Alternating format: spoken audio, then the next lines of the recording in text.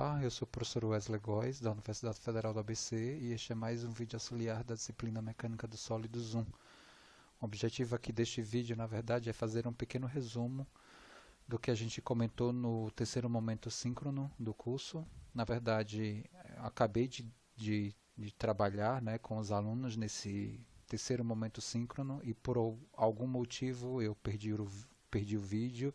Então peço desculpa aos alunos que não puderam acompanhar o momento síncrono, mas eu vou tentar aqui de forma resumida, né? Não vai sair uma coisa tão dinâmica e tão interativa, né, da forma que acontece no momento síncrono, mas eu vou tentar aqui trazer os principais pontos que foram discutidos. Na verdade, uma aluna, né, entrou um pouquinho mais cedo lá no webconferência e me fez um questionamento, né, sobre as definições de vetor, né, livre, móvel e fixo, que ela não tinha entendido, né, e eu também tinha feito um vídeo sobre isso e não sei o que aconteceu, tá? Vou tomar mais cuidado das próximas vezes para a gente não perder a gravação desses momentos. Então eu comecei discutindo, né, com essa aluna a questão das definições de vetor livre e móvel. Na primeira parte do curso, né, a gente vai trabalhar, né, com vetor livre e móvel, né, ou seja, são vetores associados a sólidos rígidos, né, a gente vai fortemente ter esses vetores aqui associados à primeira parte do curso. O vetor livre, na verdade, ele precisa simplesmente, né, do momento. O vetor livre ele precisa simplesmente do módulo do sentido e da direção. Um vetor livre aqui no caso do nosso curso vai ser o momento binário. E aí para mostrar, né, que o binário é um vetor livre, a gente fez esse desenvolvimento aqui. O binário, por definição, não é um momento produzido por duas forças de mesma intensidade, mesma direção e sentidos contrários, distante de um braço D. Né? Essa situação aqui de binário, ele me produz uma tendência de giro em qualquer ponto do plano dessa folha aqui, de FD, nesse sentido aqui, horário, utilizando a regra da mão direita, né? Horário, o polegar, ele fura a folha, e a demonstração de que ele é livre, ou seja, a tendência de giro que ele me produz em torno de qualquer ponto dessa folha aqui é F vezes D. E nesse caso daqui a gente escolheu, né, um outro ponto particular da folha, né, aqui definido como O, distante de A, para mostrar essa condição, né, que a tendência de giro que essas duas forças aqui me dão em relação também a esse ponto O é a tendência de giro provocada pelo binário FD, ou seja, essa tendência de giro ela não está confinada, né, em uma linha, em um ponto, né, ela é livre, né, ou seja, o mesmo valor de tendência de giro vai ser dado sempre por FD. Então a gente fez isso daqui. Então, aplicando a regra da mão direita, né, palma da mão voltada para o ponto de análise, que é o O, dedos no sentido de F, esse vetor aqui, né, ou seja, essa força aqui, ela me dá essa tendência de giro aqui, horário negativa, de F vezes D mais A, que é esse braço. E essa força daqui, né, a gente também utiliza a regra da mão direita, palma da mão voltada para o ponto de análise, né, dedos no sentido do vetor aqui, ela me dá essa tendência de giro aqui no sentido anti-horário positiva. A gente desenvolve essa conta, né, e consegue chegar realmente que o valor da tendência de giro é F vezes D. Esse sinal aqui é justamente a condição, utilizando a regra da mão direita, né, de sentido horário, ou seja, a tendência de giro horário, como a gente tinha recuperado na forma, né, original aqui da definição do binário. Aqui também a gente fez uma apresentação de binário numa aplicação tridimensional, né? A gente pegou um cubo, originalmente a gente aplicou aqui esse par de força nessa aresta superior do cubo, e a gente viu que, observou, né, que a tendência de giro desse cubo no eixo Z é no sentido horário em torno de Z. Se a gente muda, né, esse binário aqui para a aresta inferior, a gente vai ver que, né, a tendência de giro também é a mesma, né, dentro dessa lógica de binário como vetor livre.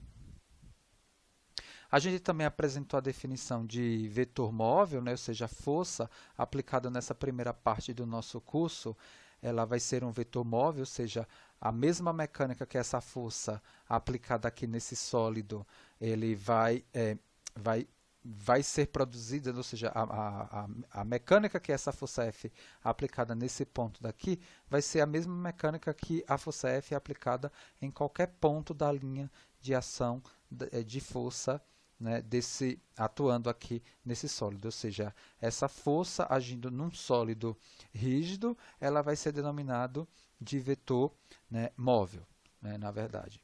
E no caso de força agindo em sólidos deformáveis, a gente tem a denominação desse vetor de vetor fixo, ou seja, a posição dele é importante, né? O ponto de aplicação dele é importante no sentido de você caracterizar a mecânica ali que acontece no meu sólido. Ou seja, já não mais existe o princípio da transmissibilidade de força, né? O ponto de aplicação dele é necessário para se definir esse vetor. Na sequência, né, do momento síncrono, a gente fez um exercício relacionado ainda àqueles conceitos-chave da primeira semana de curso. Esse exercício aqui, a intenção dele é aplicar justamente o conceito, né, de binário.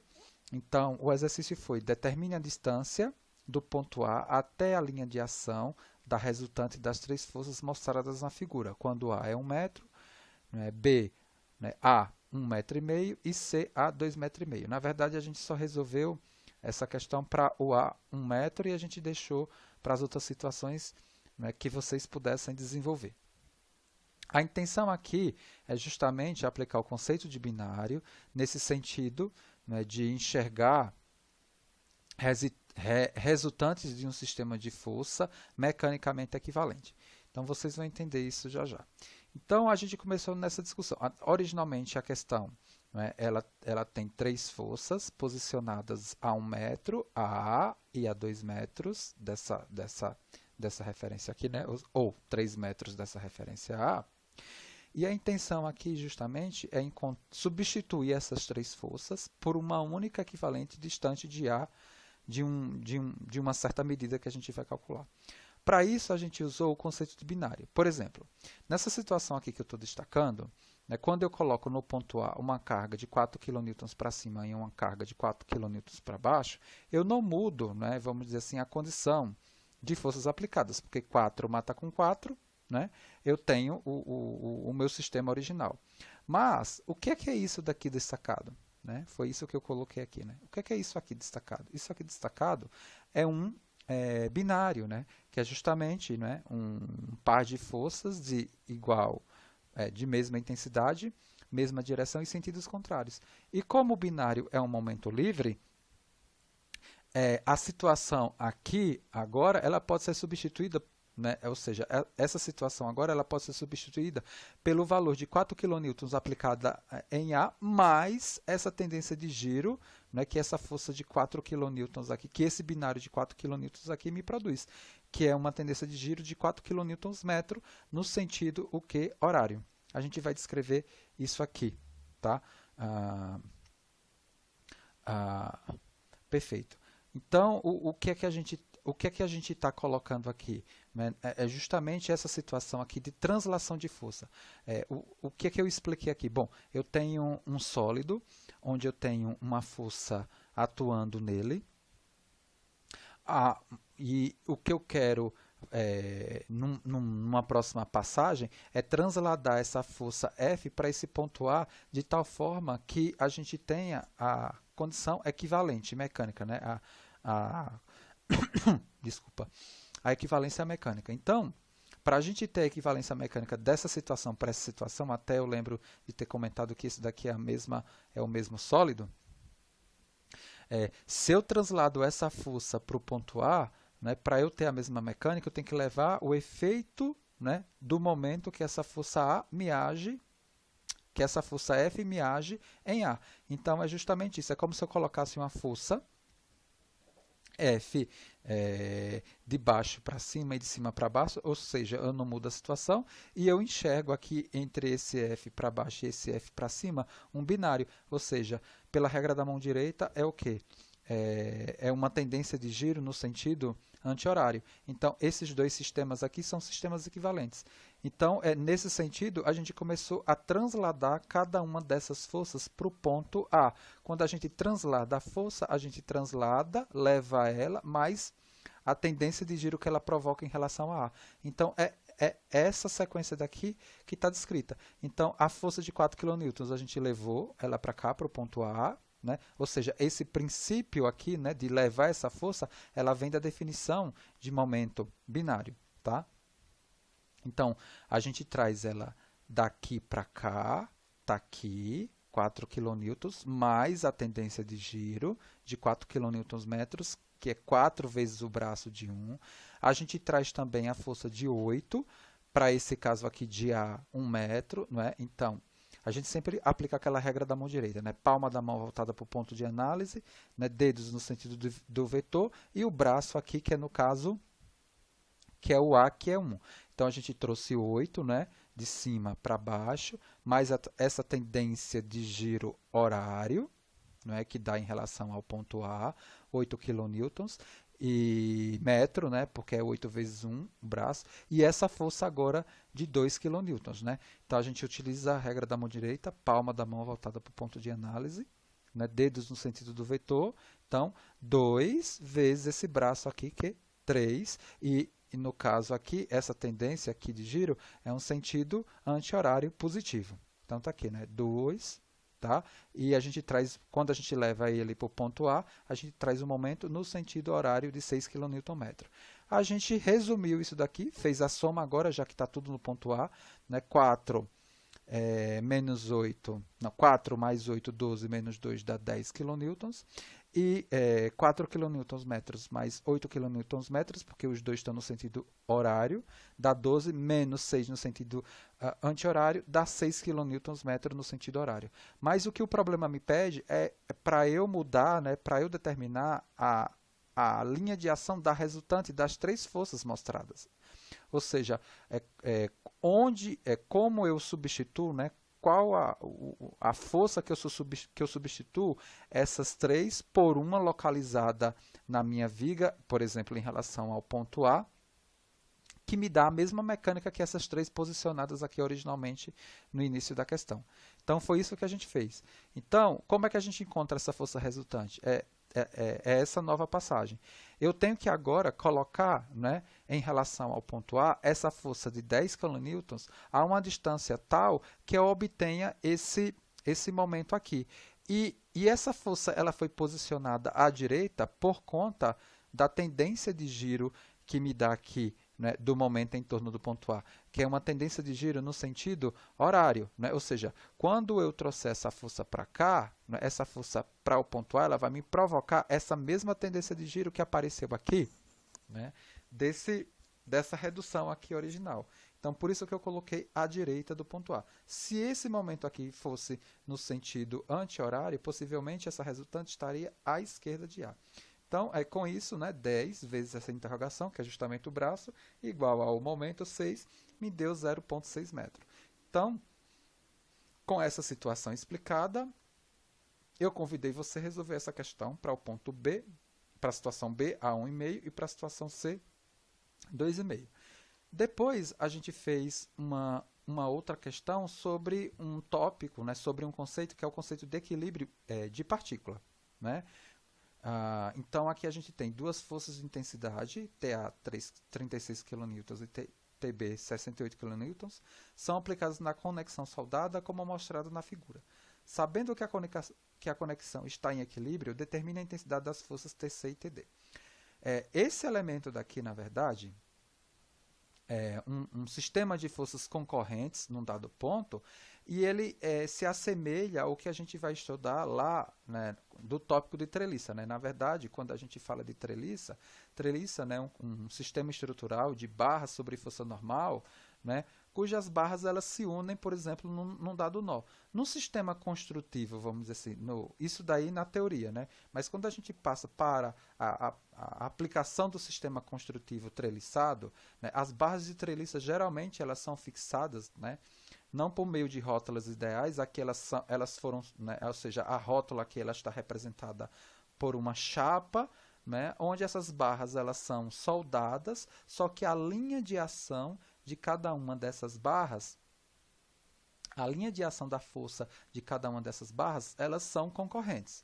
Então, no caso aqui dessa barra dessa estrutura aqui, né, treliçada, a gente tem três barras tracionadas e uma comprimida. A gente adotou um sistema de coordenada aqui na partícula, x, y plano, e a gente sabe que no plano a gente só precisa de duas condições, né, para garantir o equilíbrio no plano, somatório das forças na direção x e na direção y. Eu fiz um questionamento, né, à turma, por que eu não preciso do somatório dos momentos igual a zero, né? Ou seja, somatório dos momentos em qualquer ponto do plano igual a zero. A gente não precisa dessa expressão aqui, por quê? Porque todas as forças elas passam pelo ponto. E se a força ela passa pelo ponto, ela não tem braço. Então, se ela não tem braço, ela não tem momento. Se ela não tem momento, eu não preciso, né, vamos dizer assim, satisfazer essa equação porque ela já está satisfeita. Tá? Tudo bem? Então, aqui a única observação que a gente tem que fazer é quando do processo de projeção das forças, no caso aqui dessa força TD, enxergar, né, o sentido dela, né, em relação ao sistema XY que a gente colocou. Aqui no caso, né, veja, essa força TD foi até uma dúvida de um aluno, né, que ela não conseguiu enxergar o porquê que a TD aqui projetada em Y, ela está de baixo, né, para cima. É fácil de observar, né? Veja, essa força TD ela tem esse sentido na direção de 50, né? E pelo somatório de vetores, né, a gente tem essa condição, né? Ou seja, esse vetor aqui ele está projetado aqui nessa direção, de baixo para cima, e em x ele está projetado da direita para a esquerda. Por quê? Porque essa medida daqui, ó, ela é igual a essa medida daqui. Então, eu tenho que esse vetor mais esse vetor vai me dar o vetor resultante TD. Tá? Então, eu tenho que a projeção da força TD em Y é de baixo para cima e a projeção da força TD em X é da direita para a esquerda. Então, a gente vai ver isso aqui na próxima página, né? A gente tem aqui as condições somatórias das forças em X é zero, as condições, né, somatórias das forças em Y zero. Eu estou desenhando um diagrama de corpo livre, ou seja, eu tirei, né, eu coloquei aqui o diagrama de corpo livre do ponto aqui, da ação das forças nesse ponto, né, colocando aqui a força TD, a força TA, a força TB, a força TC. A força TC e TD são incógnitas, eu tenho uma TB e tenho uma TA, e aqui eu destaquei, né, a força TDX e a força TDY, já projetadas. Né, que é a força TD projetada em X e projetada em Y. E aí eu já tenho os sentidos das forças, eu simplesmente tenho que fazer a composição do somatório, enxergando o sinal para os sentidos positivos X e Y. Então eu tenho aqui no caso TB, né, que é essa força daqui, somatório das forças em X, é o TB, menos o TD, que está aqui, para a direção contrária ao sentido positivo de X, TDX, né, que é, o TDX, que é o TD cosseno de 40, menos o TA. Então, essa expressão daqui vai me dar um TD de 41,77 kN. E a somatório das forças em Y, 0. Então, quais são as forças em Y? O TC para baixo é negativo, o TDY para cima, que é o TD seno de 40 ou cosseno de 50. Então, está aqui, não é? Menos TC para baixo e o TD seno de 40 igual a 0. Então, como eu já tenho o TD, eu venho aqui, substituo aqui e encontro o TC 26,85. Antes da gente iniciar a discussão aqui sobre equilíbrio no bidimensional e fazer uma aplicação, eu lembro de ter comentado, de ter visitado aqui a questão dos slides que foram utilizados para discussão no momento síncrono. Né? Então, a gente começou a discutir sobre o novo tópico da semana, né, que são ações e esforços em estruturas, e a gente também apresentou no Moodle, fez um resumo, né, dos conteúdos que seriam tratados nessa semana, que é justamente a classificação geométrica das estruturas, a questão, né, da classificação de cargas, né, da apresentação das condições de equilíbrio, né, dos tipos de vinculação que a gente vai também, né, mostrar, e da definição das estruturas isostáticas, hiperestáticas e hipostáticas. Então a gente começou, né, nesse tópico aqui de esforços, de ações e esforços, discutindo a questão da apresentação dos tipos de geométrico, na classificação geométrica das estruturas, as estruturas unidimensionais, bidimensionais e tridimensionais, né? As estruturas unidimensionais, né? Viga, arco, cabo, né? E assim vai. Bidimensionais, placa, chapa e casca, e a tridimensional, que são as estruturas em bloco. Eu comentei aqui que os alunos que fizeram a apresentação lá no fórum do Moodle, eu fiz questão, né, de responder, né, aquela apresentação ligando a aplicação da disciplina com a engenharia que cada aluno falou que iria cursar. Então a gente teve lá aluno que falou que vai fazer aeroespacial, que vai fazer gestão, que vai fazer ambiental, que vai fazer energia, e eu dei lá vários exemplos. Inclusive no momento síncrono eu fiz uma discussão em relação ao comportamento, né? Ao comportamento não, a sinalização lá dos alunos da gestão de não entender o porquê que precisam fazer a disciplina mecânica de sólidos.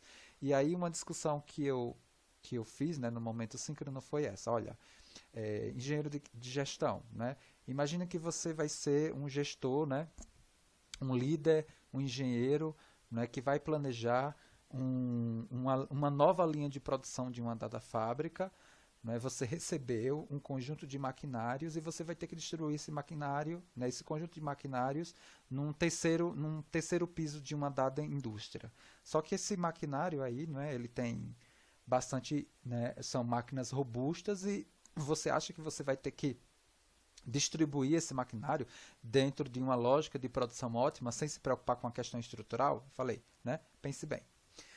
Um outro ponto que a gente discutiu foi a questão do vídeo 4A sobre o arco, né? E aí teve aluno que contribuiu aqui, né?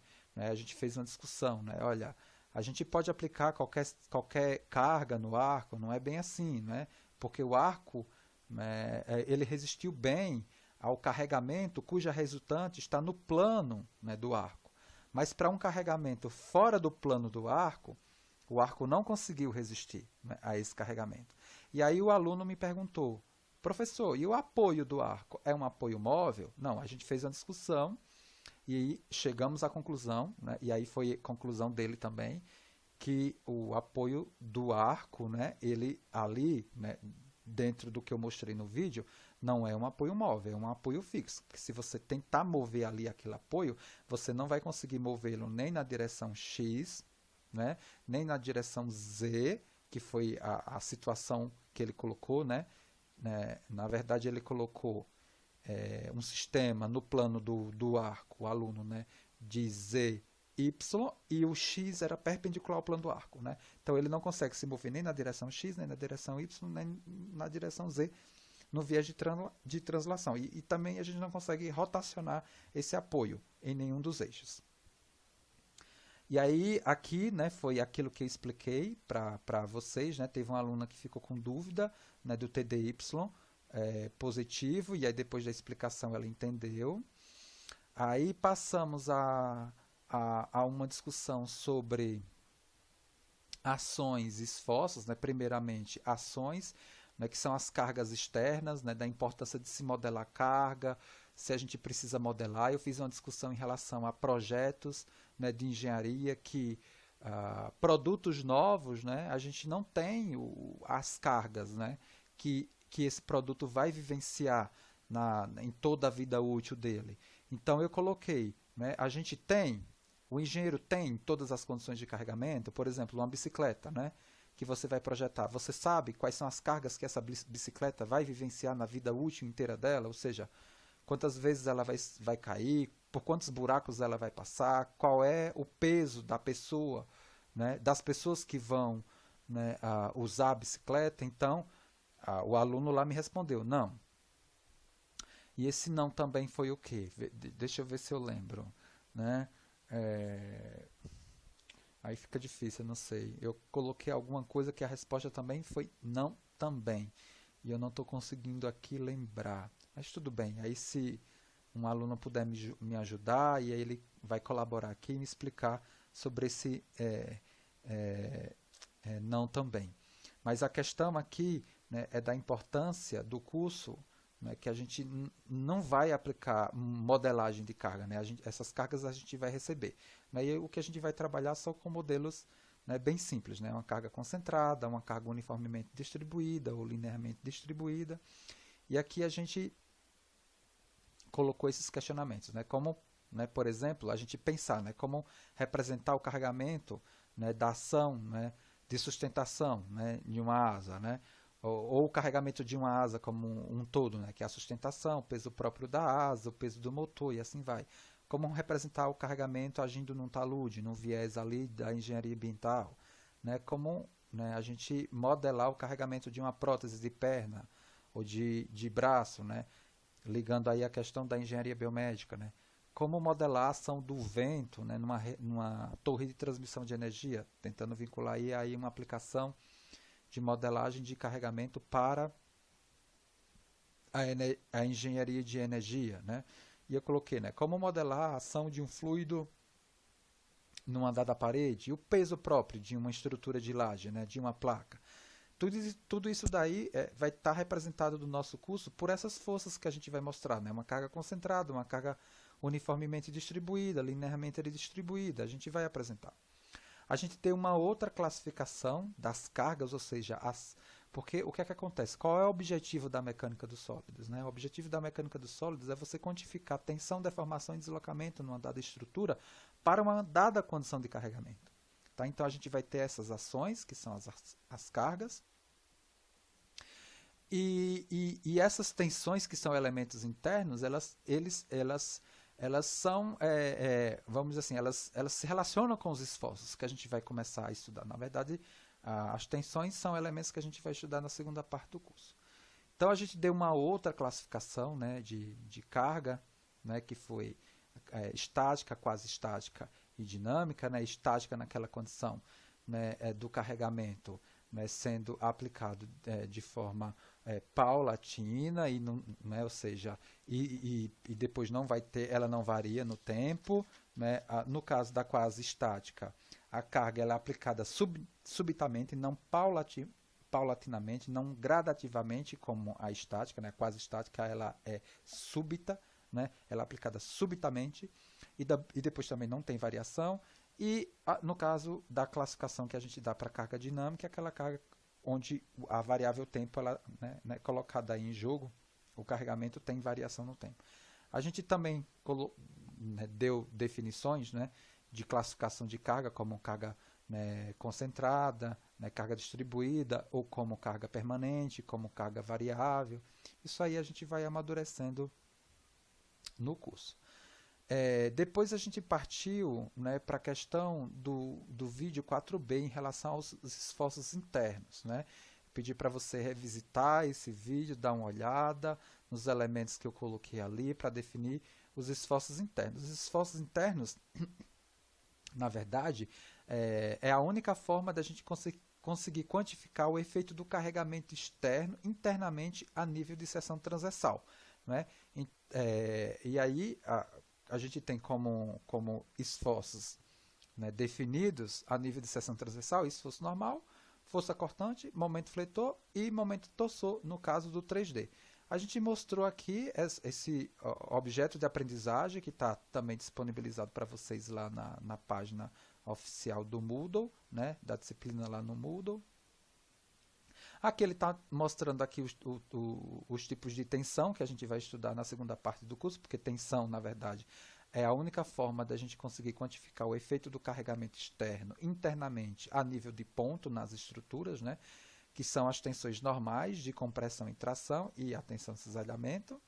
E depois, deixa eu ver, atualizar o play aqui, permitir. E depois a gente justamente mostrou esses esforços aqui, utilizando essa simulação, né? O esforço normal de compressão com a convenção de sinal negativa, o esforço normal de tração que tende a alongar, né? Veja aqui, comprimir, né? O esforço de compressão normal e o esforço normal de tração, ó, que tende a alongar. Infelizmente, essa outra animação aqui que ele apresenta não está funcionando. É um outro objeto da aprendizagem que infelizmente não está funcionando. Aqui, o esforço, né, de corte, né, o esforço cortante, os sinais, a convenção de sinal a gente vai discutir, né, tende a cortar. O momento, né, fletor, né, ou seja, tende a mudar a curvatura do eixo originalmente reto, né, e no 3D aqui, para a situação que ele apresentou, né, o x está normal à seção e o YZ está, né, contido na seção, né, então a gente tem tensão normal x de tração-compressão, cortante na direção x ou na direção y, compara lá com o vídeo 4, tá? Para você analisar essas coisas. E a mesma coisa, né, flexão, eu tenho em Y e Z, ou seja, mudança de curvatura. Depois vocês leem direitinho isso que está aqui, né, na convenção, ou no objeto de aprendizagem. E o momento tossô, tá? O momento de torção. Perfeito? Em torno do eixo X, tá? Voltamos aqui para o vídeo 4C, né, que eu apresento uma fixação, um apoio em L, né, uma estrutura em L que, na verdade, prende, né, um extintor, e aí eu fiz um questionamento sobre o tipo de apoio, me responderam, né, eu coloquei, né, apoio móvel, fixo ou engaste, né, é um engaste, porque a gente não consegue mover, né, o L, né, em relação a X, a Y e a Z, e nem rotacionar em relação a um desses eixos. E aí a gente começou a discutir a questão do equilíbrio, as condições, né, para o equilíbrio em 2D e 3D. Teve uma pergunta aqui de uma aluna, né, colocando o que ela observou no vídeo da ponte, né, do arco, né, se ela colocou se era o que acontece lá com as cheias do tamanho ATI. Né? Na verdade, aquele viaduto ali, ele não foi concebido possivelmente só na condição de estrutura, né, com as pedras justapostas. Né? Ali possivelmente é uma estrutura de concreto armado, né? Com uma outra condição, né? Mas tudo bem, né? Que pode ser que esse tipo de carga na enchente transversal, né, ao plano de ação ali daquele viaduto ali, aquela estrutura não foi planejada para aquilo. Pode ser que realmente, né, essa carga da água batendo contribua, né, para esse tipo de falha, né, para tipo de situação, porque o projeto daquela estrutura ela foi feita para uma outra condição. Né? Boa, foi bem legal essa ligação. E aí a gente volta aqui novamente para o caderno, né? A gente começou o caderno, né? Infelizmente vocês, né, quem vai assistir esse vídeo do momento síncrono não vai perder essa condição dinâmica que a gente foi construindo, né? E essa aula foi super legal, né? Os alunos podem até confirmar, porque a lousa digital não falhou em nenhum momento, foi 10, mas infelizmente eu perdi o vídeo, vou tentar tomar mais cuidado das próximas vezes. Então a gente colocou aqui os elementos necessários para garantir o equilíbrio no bidimensional, né? No caso do sistema plano XY, somatório das forças em X, 0, somatório das forças em Y, 0, somatório dos momentos, 0. E na condição tridimensional, né? Que são as translações nas direções X, Y, Z, 0, e o somatório dos momentos, né, nas direções x, y, z, 0 também. E aí a gente passou para o último exercício, né, do momento síncrono 3, que foi justamente aplicar essas equações de equilíbrio aqui, no caso bidimensional. E também para ligar a condição de vídeo que um dos alunos mandou, né, no WhatsApp da disciplina, né, que foi um vídeo sobre uma empilhadeira empilhando uma outra empilhadeira que levava uma carga para um dado apartamento, e a gente viu o que aconteceu.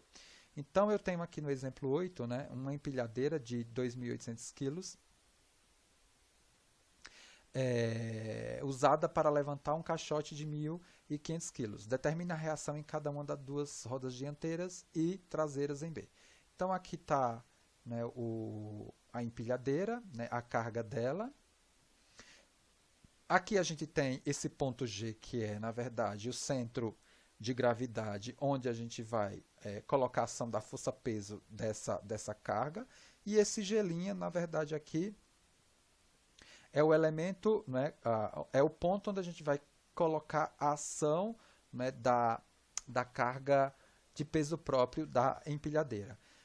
Eu lembrei a vocês que precisam pegar o material de apoio a essa semana, né, tem um documento lá, né, de apoio à aula, ações e esforços em estruturas, onde a gente vai conseguir enxergar, né, esse tipo de modelagem, né, ou seja, eu quero colocar o efeito do peso próprio de uma dada estrutura como uma carga concentrada agindo nessa própria estrutura, né? Aí o modelo é posicionar isso no CG, né? Eu quero enxergar qual é o modelo, né, de apoio de uma situação, né, de sólido, né, simplesmente apoiado numa superfície sem atrito. Então, é uma força normal, né? Discutir esses tipos de coisas a gente vai apresentando, né, durante aqui o curso. Então, na verdade, eu tenho duas rodas dianteiras, duas rodas traseiras. Eu estou colocando essas reações aqui, né, de baixo para cima. É claro que observando, né, esse... Deixa eu só diminuir um pouco aqui. Observando essa estrutura, a gente tem cargas de cima para baixo, a gente entende que fisicamente essas reações são de baixo para cima. Mas vai ter situação de problema que eu não necessariamente eu preciso saber. Por quê? Porque a conta vai me dizer se isso está certo ou não. Veja, a conta lá no final, se me der positivo, eu sei que os sentidos que eu assumi para essas duas reações, ela é verdadeira. Se eu assumir alguma coisa aqui e lá embaixo eu obtenho um sinal contrário, é só eu mudar, né, na verdade, o sentido que eu originalmente, né, coloquei aqui. Para esse problema, eu estou adotando o sistema plano XY para aplicar as condições de equilíbrio, né, para determinar essas duas reações. Tá? E aí, agora a gente vai colocar aqui essas relações, essas equações de equilíbrio. Essas expressões aqui, elas foram colocadas no final do momento síncrono, onde a gente associou novamente a questão da definição de momento como produto vetorial, aplicando a regra da mão direita. Os alunos até me pediram para eu abrir a câmera, né, na verdade, e fazer a gravação, né, da aplicação da regra da mão direita. Eu vou tentar fazer isso aqui também no final do vídeo. Então, aqui eu tenho, né, aplicando aqui, né, as condições, né, somatório das forças em X, as condições de equilíbrio, né, as equações de equilíbrio, somatório das forças em x0, somatório das forças em y0 e somatório dos momentos. Aqui eu estou escolhendo um ponto, né? Eu posso escolher qualquer ponto que eu quiser. Eu posso escolher o ponto A, o ponto B, o ponto G', o ponto G. Geralmente, para aplicar essa equação de momento, a gente escolhe um ponto onde eu tenha uma incógnita para determinar, que no caso aqui é A ou B. Nesse caso aqui, eu escolhi o A.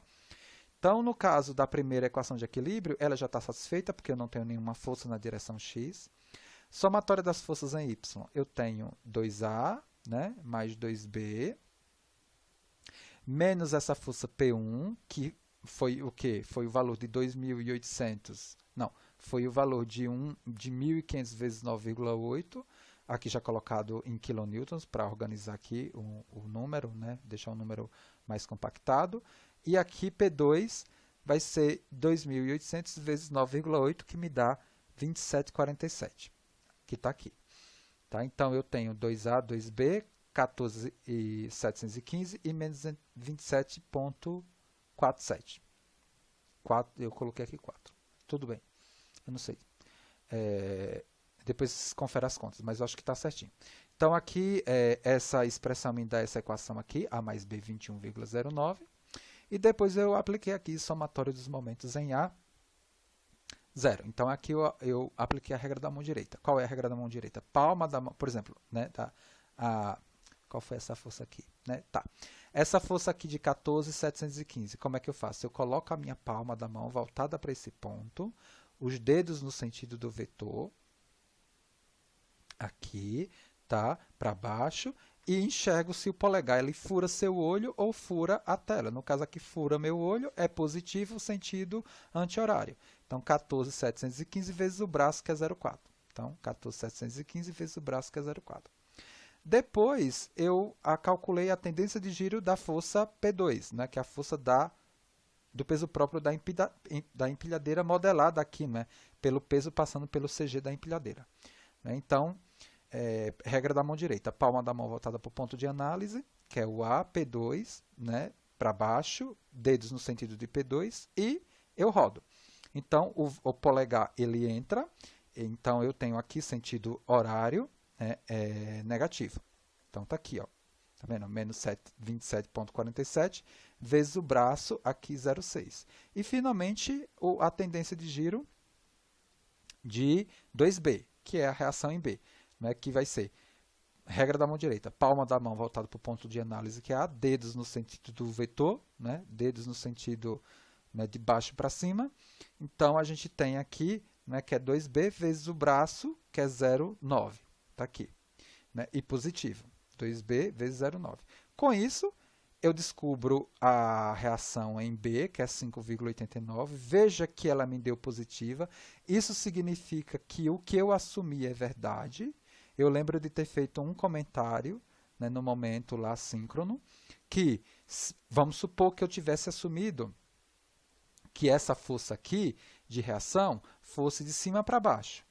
Né? Nessa conta daqui, possivelmente, eu iria obter um valor negativo. Isso me indica que o que eu assumi está errado. Né? Mas como, vamos dizer assim, passos, né, que a gente resumiu no final é o seguinte: assuma um sentido da reação, calcule todas as equações com esses sentidos assumidos e com os sinais que você obtenha dessa condição inicial. Por exemplo, se a gente tivesse assumido para baixo, aqui iria dar negativo e eu iria vir aqui com esse sinal negativo, pegar esse valor e substituir nessa equação aqui negativo e encontrar o valor de A com o sinal que me desse, negativo ou positivo. E depois, no final, a gente enxerga a mudança lá ou confirma o que a gente, na verdade, assumiu. Então, foi isso, basicamente, o que a gente fez. Eu vou tentar aqui agora mostrar a câmera aqui bonitinho, para a gente tentar fazer a questão da regra da mão direita e a gente finalizar esse vídeo. Tá? Eu vou utilizar aqui, um aplicativo meu, né, onde eu uso o celular para... Vamos ver se dá certo. Deu certo, então eu vou gravar aqui. Foi isso que a gente fez no momento síncrono. Só mudei a camisa porque eu tomei um banho, né? Quase que choro quando eu perdi o vídeo. Foi bem difícil essa situação, mas tudo bem. Vamos ver se a gente não perde esse. Então, o que eu fiz, né, agora há pouco, em relação à regra da mão direita, foi isso. Os vários alunos me perguntaram: professor, eu não estou entendendo, tenta explicar aí, né, a questão da regra da mão direita abrindo a câmera. Então, vamos supor aqui que o meu ponto de análise é o mouse aqui. E aí eu estou com a minha mão direita aqui. Então, o que eu tenho que fazer? Vamos supor que a força, né, é de baixo para cima. Então, veja que eu estou colocando o quê? Os dedos no sentido do vetor, que é de baixo para cima. tá? E o ponto de análise é o mouse. Por isso que minha palma da mão está voltada para o ponto de análise. E aí, eu aplico a regra da mão direita. Veja, eu vejo a tendência de giro. O polegar, ele fura meu olho ou fura a tela? Nesse caso daqui, para essa condição de força, ele fura o meu olho. Então, é uma tendência de giro, o quê? É uma tendência de giro anti-horário. Então, positiva. Se a gente muda, por exemplo, a situação da força, vamos colocar a força de baixo para cima. Tá? Então, a palma da mão voltada para o ponto de análise continua, só que os dedos para baixo. Qual é a tendência de giro? Ó, o polegar, ele fura a tela. Né? O polegar, ele fura a tela. Então, é um sentido horário. Né? Na verdade, aí, ó, é um sentido horário. A tendência de giro aqui, ó, é no sentido horário negativo. E da mesma forma a gente fez o seguinte, olha, vamos mudar, né? Vamos mudar a posição, né? A questão aqui, ó, né? Eu estou com uma força do outro lado do ponto, né? Veja, e de baixo para cima. Então eu tenho que, a palma da mão tem que estar voltada para o ponto de análise. E os dedos aqui, ó, os 4 dedos, no sentido da força. E o polegar, ele vai furar a tela ou o seu olho. Se ele fura a tela, é horário negativo. Então, foi isso que a gente fez no momento síncrono de hoje. Vou aqui arrastar esse danado. Claro, o momento síncrono ele foi um vídeo de aproximadamente 2 horas. Esse está dando aqui 40 e poucos minutos. Mas a gente não, vamos dizer assim, que conseguimos resumir de uma forma, né, ampla o que foi discutido, tá? Prometo que eu vou ter mais cuidado, né, para não, entre aspas, prejudicar quem não pode participar do momento síncrono. Tá? Então, espero que esse vídeo possa ajudar quem não participou do momento síncrono, entender o que foi discutido, e para quem participou do momento síncrono, tentar, né, num vídeo mais curto, se animar para ver e tentar completar aqui e as coisas que eu acabei, né, possivelmente, né, esquecendo. Tudo bem? Então, até o próximo vídeo.